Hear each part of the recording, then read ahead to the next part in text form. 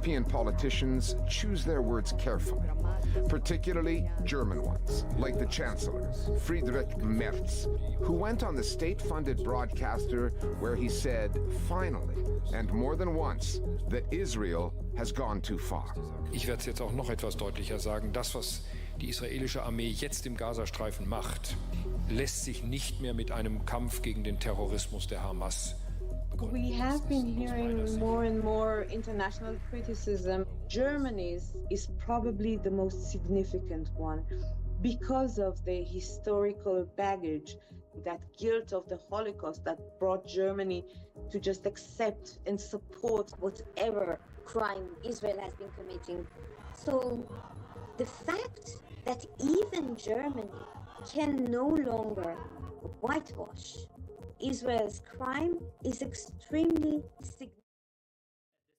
The foreign minister said, but you know what, we will not ban the weapons to Israel, we reject an arms embargo.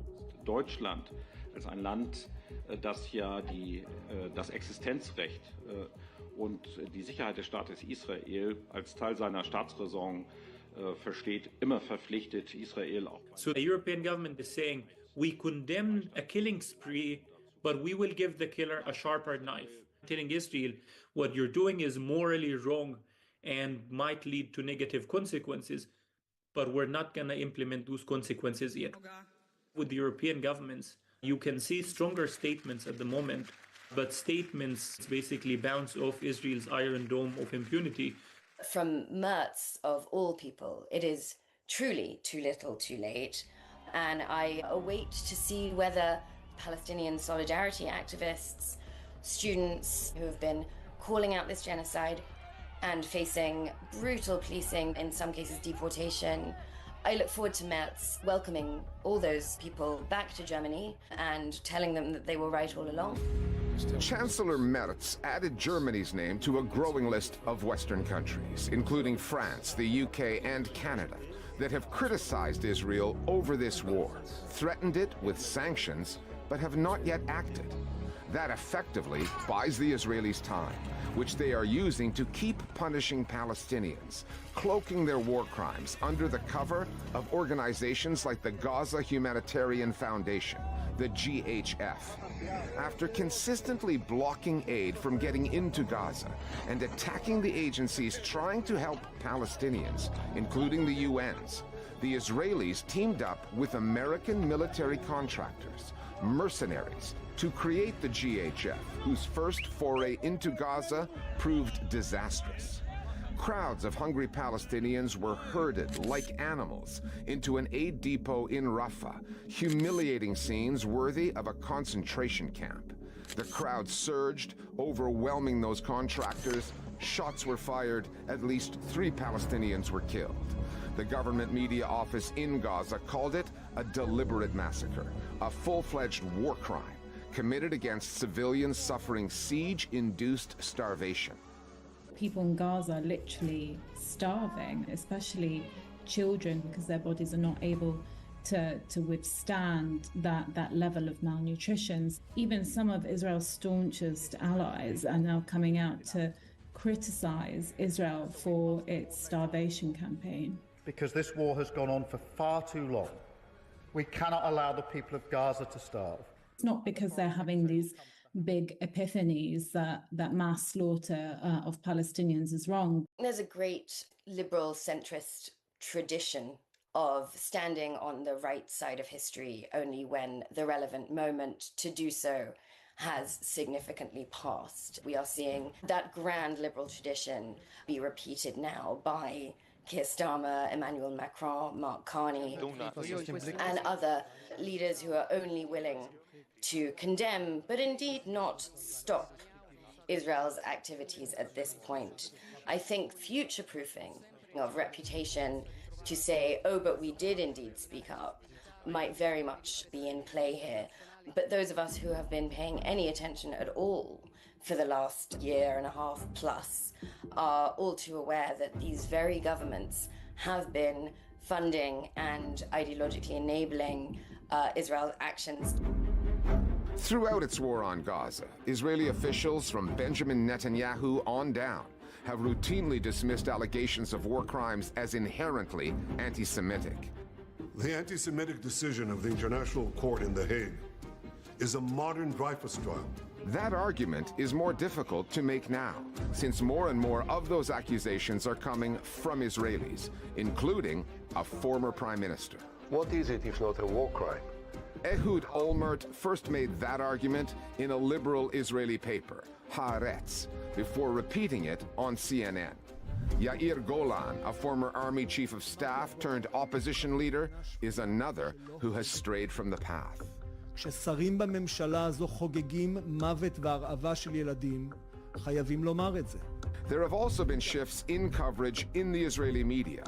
Although limited and more common in the print sector than the broadcast side, they are notable in that they reflect what is occurring politically.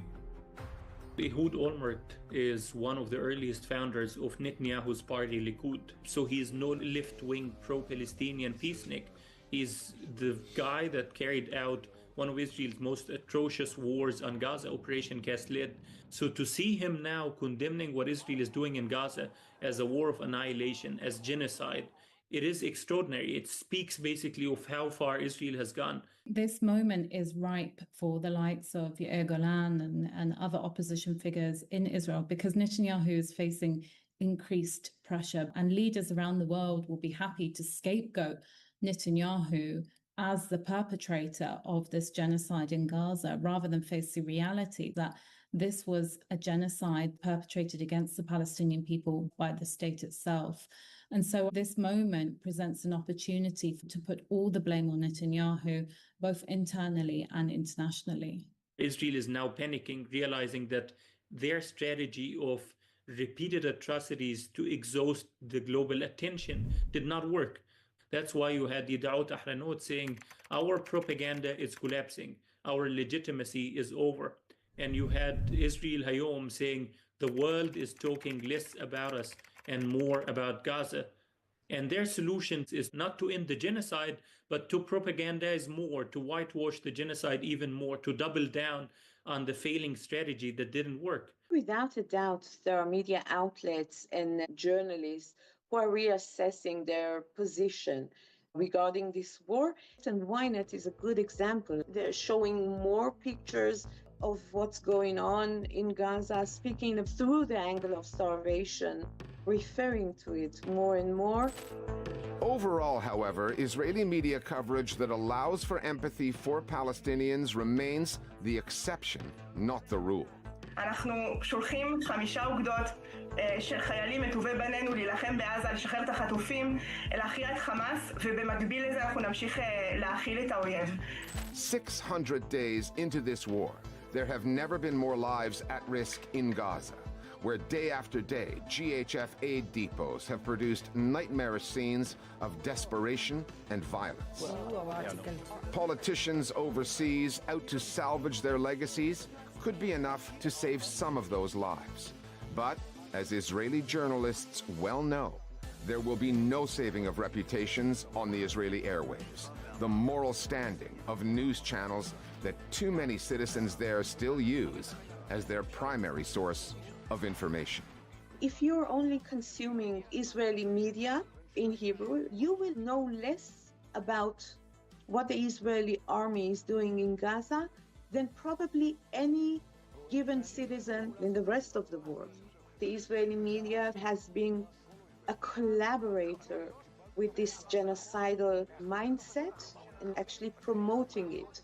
And by concealing the Holocaust of Gaza from the eyes of the Israeli public, when the day comes that the criminals responsible for this genocide will stand on trial, I think next to them on the bench, the Israeli media should be located. There's a reason that experts in genocide studies and humanitarians are using terms like final solution for this stage of the genocide in Gaza. We're seeing images of children burnt, trapped in schools. The reports we're hearing from the imperiled hospitals has prompted certain world leaders to speak up, but that shouldn't lead any viewers to think that this is because there's been some sort of dramatic aberration by the Israeli military. This is a continuation and an escalation in Gaza after so many, many months of this kind of genocidal warfare.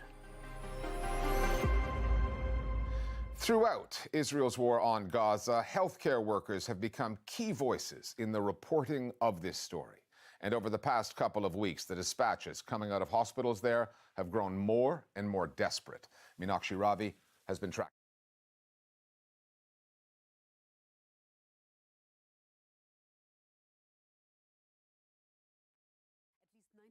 94% of all hospitals in the Strip have been damaged or destroyed. More than 1,400 healthcare workers have been killed, with thousands of doctors and nurses arrested. The few who have made it out of prison say their Israeli captors reserved specific brutal torture for medics. International doctors who have traveled in with aid groups now say their mission goes beyond medicine. The main thing is to come here to bear witness, because you're not seeing what I'm seeing, because there's been a complete block to all media.